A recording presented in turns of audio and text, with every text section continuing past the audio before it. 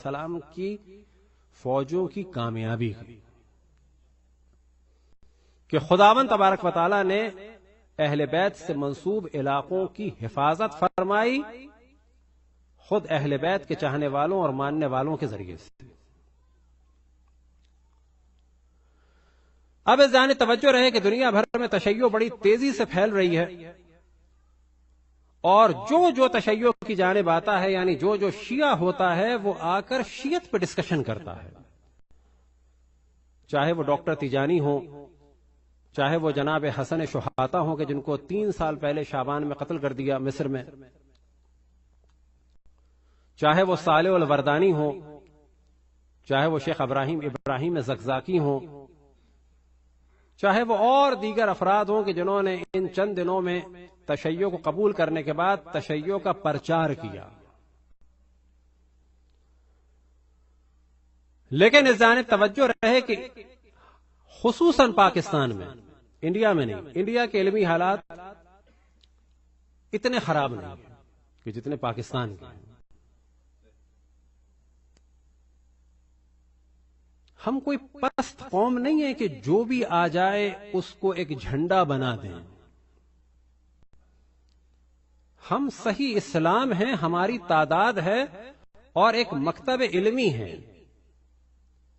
کوئی بھی آدمی شیعہ ہو جائے، شیعہ ہونے کا دعویٰ کرے تو بہت زیادہ خوشی کی ضرورت نہیں ہے، تھوڑی خوشی کریں۔ بہت زیادہ خوشی کا دار و مدار ہے کس لیول کا آدمی آیا ہے۔ ایسا آدمی کہ جس نے خود کبھی سنی کی کتاب نہ پڑھی ہو، کبھی شیعہ کی کتاب نہ پڑھی ہو، جس کو یہ نہیں پتا سنی شیعہ میں فرق کیا ہے، جسے یہ نہیں پتا کہ وہ شیعہ کیوں ہوا ہے، اس کے شیعہ ہونے کی خوشی منانا احمقانہ ترین کام ہے۔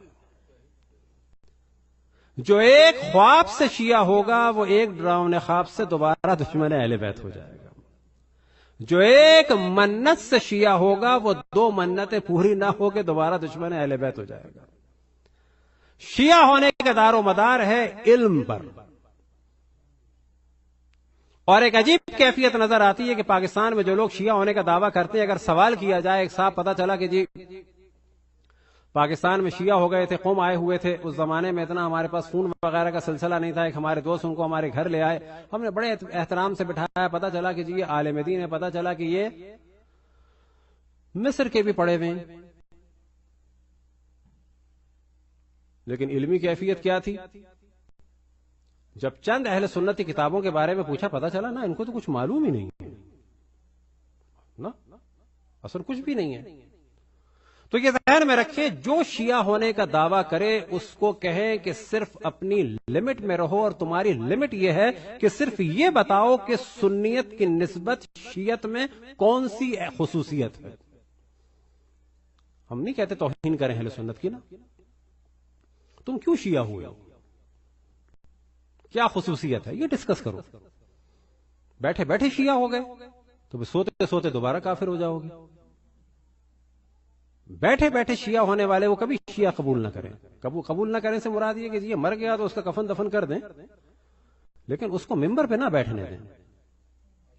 ممبر پہ اگر کسی شیعہ کو بٹھاتے ہیں کہ جو بھی دوسرے مکتب سے آیا اس سے کہو کہ اپنی پوری ہسٹری بیان کرو علمی اعتبار سے کہ سنیت کیا ہے اور شیعت میں تم نے کیا پایا جو شیعہ ہوئے۔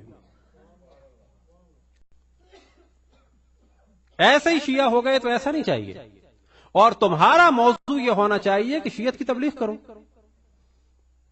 لیکن آپ کو تعجب ہوگا، پاکستان میں ایک بہت بڑی تعداد شیعہ ہو رہی ہے جو سپاہ صحابہ کی ہے۔ یوٹیوب پہ جائیں، آپ سرچ کریں، آپ کو پتا چلے گا باقاعدہ سپاہ صحابہ نے کچھ کلاسز رکھی تھیں آج سے 6-7 سال پہلے، جس کی کلاسز کی باقاعدہ ویڈیوز تھیں۔ کلاسز کس چیز کی؟ مجلس کی اور مصائب کی پریکٹس کی۔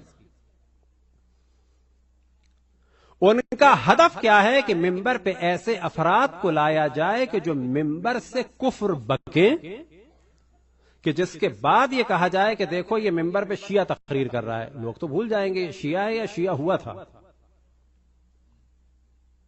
لوگ تو یہ دیکھیں گے اس کے مجمع میں جو ہے وہ ہزاروں لوگ بیٹھے ہیں، یہ سارا کام کیوں ہو رہا ہے؟ تاکہ بڑے بڑے انٹلیکچوئلز کو، وزیروں کو، بڑے بڑے افراد کو بتایا جائے دیکھو ان کیا یہ کفر بکا جاتا ہے، اب بھی کیا یہ مسلمان ہیں۔ عام پبلک کو بتایا جائے کہ آپ جو شیعوں کا ساتھ دے رہے ہیں، ان کے قتل پہ غمگین ہیں، کیا یہ واقعا قابل قتل و قابل مذمت نہیں ہے یہ لوگ؟ کورٹ میں یہ بتایا جائے کہ ان کو کافر قرار دیا جائے۔ ان ہدف کے لیے لوگ شیعہ ہو رہے ہیں، بعض اتنے آرام سے خوش نہ ہو۔ ان سے کہیں صرف ایک ٹاپک ڈسکس کرو، اپنی اوقات میں رہو، اپنے جامع میں رہو، ایک ٹاپک ڈسکس کرو کہ کیا فرق ہے مذاہب اسلامی میں اور تم کیوں شیعہ ہوئے ہو، بس۔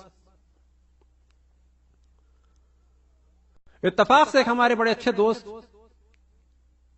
کہ جو کرسچن ہیں، مصری تھے، نوجوانی میں کرسچن ہو گئے، اس وقت وہ ایونجیلیکل کے پریسٹ ہیں، بڑی اچھی ہماری دوستی۔ اور جب تک ہمیں نہیں معلوم تھا کہ یہ کیا ہے تو ہمارے الگ ٹاپک تھے۔ جس دن اس نے بتایا کہ میں تو خود پہلے کرسچن تھا، وہ خود پہلے مسلم تھا، کیونکہ میں سمجھ رہا تھا یہ مصر کا قبطی ہے، اور قبطی جو ہے وہ کرسچن ہوتے تھے۔ میں نے کہا اب پھر بات نہیں ہوگی، اب یہ بات ہوگی کہ کیا خصوصیت ہے مسیحیت میں کہ جو تم نے اسلام کو چھوڑا۔ بس یہ بتاؤ پہلی بات کہ کرسچینٹی میں کیا اچھی خصوصیت ہے، لیکن بشرط یہ کہ وہ اسلام میں نہ ہو، کیونکہ اگر وہ اسلام میں ہے تو پھر تم نے کیوں چھوڑا اسلام کو۔ بس پہلے یہ بتاؤ کہ کرسچینٹی میں کیا خصوصیت ہے جو تم نے اسلام کو چھوڑا، بشرط یہ کہ وہ خصوصیت اسلام میں نہ ہو۔ اور کیونکہ تم نے اسلام کو چھوڑا تو اسلام کے نقائص بتاؤ کہ جن کی وجہ سے تم نے اسلام کو چھوڑا، اور وہ خصوصیات اور وہ نقائص لیکن کرسچینٹی میں نہ ہو۔ آپ کو تعجب ہوگا، کہاں ہماری ڈسکشن چلتی تھی بائبل پہ، دیگر موضوعات پر، لیکن اس ڈسکشن پہ آ کے بالکل رک گئی، کوئی جواب نہیں تھا۔ اور پھر ہم نے یہی کہا کہ انسان ڈریس بھی سلیکٹ کرتا ہے تو سوچ کے کرتا ہے کہ یہ سردی کا ہے، یہ گرمی کا ہے، یہ نائٹ پارٹی کا ہے، یہ آفس کا ہے۔ آفس جو ہے وہ بالآخر جو ہے وہ کس قسم کا آفس ہے، آیا کوئی لے مین ٹائپ کا ہے تو اس کا ڈریس الگ ہے، اگر وہ دوسرا آفس ہے اس کا الگ ہے۔ انسان جس چیز کو اختیار کرتا ہے اس کے پیچھے لاجک ہوتی ہے۔ بس اگر کسی نے مذہب کو اختیار کیا، کسی مذہب کو چھوڑا تو بغیر لاجک کے، کسی نے مذہب کو چھوڑ دیا دوسرے دین کو، کسی نے ایک دین کو چھوڑ کے دوسرے دین کو قبول کر لیا بغیر کسی وجہ کے۔ ان میں سے ایک صاحب نے کہا کہ میں بیمار تھا، ایک صاحب پاکستان کے جو کرسچن ہو گئے، کہنے لگے میں بیمار تھا اور مجھے شفا ہوئی، میں کرسچن ہو گیا۔ میں نے کہا بڑی اچھی بات کی۔ میں نے کہا شفا ایک دن میں ہو گئی تھی؟ فوراً بیٹھے بیٹھے کہنے لگے مجھے کسی نے بائبل لا کے دی۔ ہاں مجھے کسی نے بائبل لا کے دی، مجھے شفا ہوئی، میں صحیح ہو گیا۔ میں نے کہا جیسی بائبل پڑھی فوراً ہو گئی تھی شفا؟ کہنے لگے نہیں 5-6 سال لگے، میں پڑھتا بھی رہا۔ میں نے کہا پھر بائبل کا کیا کمال ہوا؟ میں نے کہا دوا کر رہے تھے تو اسے بائبل کا کیا کمال ہوا؟ پھر تھوڑی دیر میں کہنے لگے مسلمانوں کا خدا جو ہے نا وہ مجھے شفا نہیں دے رہا تھا۔ ارے میں نے کہا تو عیسائیوں کے خدا نے بھی تو اتنی لیٹ دی۔ میں نے کہا چلو تم تو عیسائی ہو گئے، بڑا اچھا کیا، کیونکہ مسلمانوں کا خدا تم کو شفا نہیں دے رہا تھا، عیسائیوں کے خدا نے دے دی، ہو گیا مسئلہ حل۔ سوال یہ پیدا ہوتا ہے جو اتنے عیسائی بیمار پڑے ہیں جن کو عیسائیوں کا خدا شفا نہیں دے رہا، وہ کہاں جائیں؟ بلکہ پہلے میں نے یہی کہا، میں نے کہا ایسے بعض مریض ہیں کرسچنز میں سے جو 20-30 سال سے پڑے کہ ہاں۔ میں نے کہا وہ تو پھر عیسائیوں کا خدا بھی ظالم ہو گیا، ان کو شفا ہی نہیں دے رہا۔ جو تم خصوصیت بتا رہے ہو کہ مسلمانوں کا خدا تمہارا ساتھ نہیں دے رہا تھا، عیسائیوں کے خدا نے ساتھ دے دیا، تو عیسائیوں کا خدا تو 20 سال سے اپنے لوگوں کی مدد نہیں کر رہا۔ تو اگر بائبل لیتے ہی کوئی چینج آیا ہوتا، چلو سوچا جاتا 5 سال تم نے علاج کرایا اور ابھی بھی تم بالکل فٹ نہیں ہو۔ تو یاد رکھیں کہ اس قسم کے جو بالکل بے دلیل موضوعات ہیں، جو لوگ آتے ہیں ہوا کی طرح، وہ ایک جھونکے کی طرح واپس چلے جاتے ہیں، لیکن اجازت نہ دیں کہ کوئی ممبر پہ بیٹھ کے تشیع کا کھیل بنائے اور تشیع کو کافر قرار دے۔ اجازت نہ دیں کہ جو علماء اور مراجع کی توہین کرے، وہ بھی کیسے زمانے میں کہ جب علماء مراجع کے ایک فتوے نے پورے عراق اور شام کو بچا لیا۔ ایسے عالم میں مجلس امام حسین میں شام اور عراق کے تمام مقدسات کو اور مقدس مقامات کو بچانے والے مراجع کے اماموں کو ٹائر کہنے والوں کو منبر پہ بٹھاتی ہے ہماری قوم، کہ جن کے حسب و نسب کا اور عقیدے کا نہیں پتا، اور اپنا دین برباد کرنے کے لیے اور اپنے مراجع کو گالیاں دلوانے کے لیے اور اپنی فوجوں کو ذلیل کرنے کے لیے پیسے دیتی ہے۔ کیا ہوگا اس قوم کا؟ لیکن یہ زیادہ خصوصیت کہاں نظر آ رہی ہے؟ افغانستان میں نہیں ہے، لبنان میں نہیں ہے، عراق میں نہیں ہے، شام میں نہیں ہے، انڈیا میں نہیں ہے، پاکستان میں۔ وجہ کیا ہے؟ بہت صاف بات، وجہ ہے چرس اور بھنگ پینے والے جاہل و فاسق و فاجر ملنگ۔ بالکل صاف بات۔ شیعت کے دفاع کے معاملے میں کوئی رشتہ داری نہیں ہے، کوئی بھائی نہیں ہے، کوئی دوست نہیں ہے۔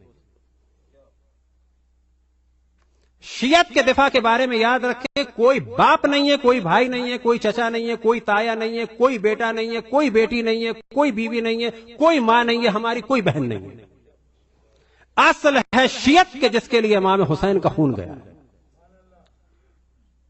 وہ اسلام واقعی کے جس کے لیے جناب زینب کی چادر گئی ہے۔ آج جناب زینب کا حرم بچانے والی فوجوں کا مذاق بنایا جا رہا ہے، اس کی فوج کو کمانڈ کرنے والوں کے سر کو بندروں پہ لگایا جا رہا ہے۔ ایسے افراد کے ذریعے سے مراجع کو گالیاں دلوائی جا رہی ہیں جن کے باپ دادا کا حسب نسب کا اور خون کا اور شجرے کا اور عقیدے کا پتہ نہیں۔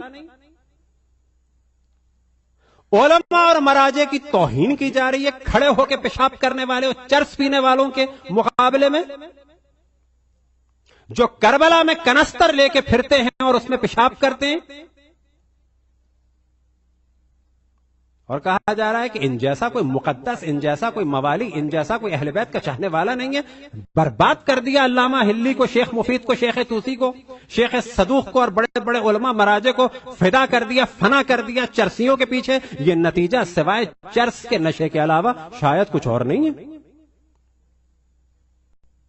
اب اگر اتنی جرت سے نہ بولا جائے تو میں کہتا ہوں کہ جو اتنی جرت سے نہ بولے اور جو ان باتوں پر ناراضی ہو، جو نہ بولے اس پہ بھی لعنت، جو ان باتوں پہ ناراضی ہو اس پہ بھی لعنت۔ کھیل بنا دیا ہے تشیع کا کہ جو چاہے چوڑا چمار چرسی موالی ملنگ جس کو طہارت نہ آتی ہو وہ بن جائے گا اہل بیت کا دفاع کرنے والا، اور بڑے بڑے علماء مراجع کی توہین کی جائے گی۔ انسان میں غیرت ہوتی ہے، جو اس کے باپ کا دفاع کرتا ہے تو وہ اپنے باپ کے دفاع کرنے والے کا دفاع کرتا ہے۔ کون سا شیعہ ہو سکتا ہے جو مقدس مقامات کا دفاع کرنے والے علماء اور مراجع اور ان کی فوجوں کا احترام نہ کرے؟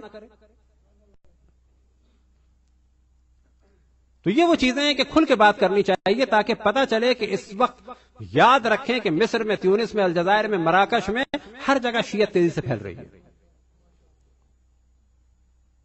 لیکن ہمارے کیا ہو رہا ہے؟ جو پتا چلا جی شیعہ ہو گیا، وہ آ کے نیا نظریہ دے رہا ہے، فتنہ ڈال رہا ہے، اختلاف کر رہا ہے، لوگوں کو بہکا رہا ہے، نئی نئی حرکتیں کر رہا ہے۔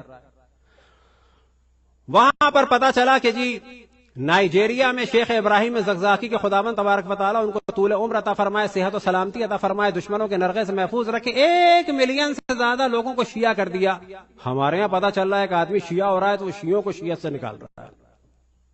ہمارے ہاں پتا چل رہا ہے کہ ایک آدمی شیعہ ہوا تھا، اس کا بیٹا غضنفر توسوی جو ہے جناب جبرائیل کو معاذ اللہ منبر سے گالیاں دے کے شیعوں کے خون کو مباح قرار دے رہا ہے۔ یہ کیا ہو رہا ہے؟ کہاں سے لوگ آ رہے ہیں؟ کیوں شیعت میں آ رہے ہیں؟ اور شیعت میں آنے کے بعد فوراً منبر پہ کیوں جا رہے ہیں؟ منبر پہ جانے کے بعد فوراً جو ہے کفرآمیز باتیں کیوں کر رہے ہیں؟ یہ کیوں ہم نے ڈھیل دی ہوئی ہے؟ بات کرو ابراہیم زقزاقی کی طرح، بات کرو حسن شحاتہ کی طرح، کتابیں لکھو تیجانی کی طرح، کیوں شیعہ ہوئے ہو؟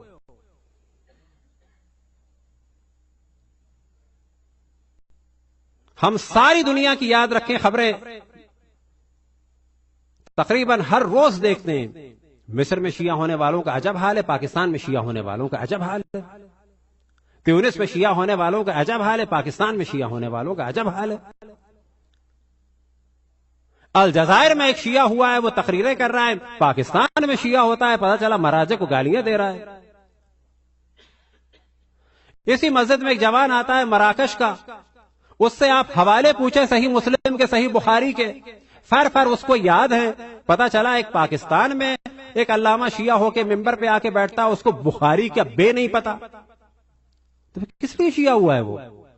تو یاد رکھیں کہ پاکستان میں شیعت کو قتل کرنے کے لیے اور کافر قرار دیے جانے کے لیے کثرت سے وہابی شیعہ بن کر شیعوں کے ممبر پر کفر بک رہے ہیں تاکہ ہمارا قتل آسان ہو جائے. صلوات پڑھیں پر محمد.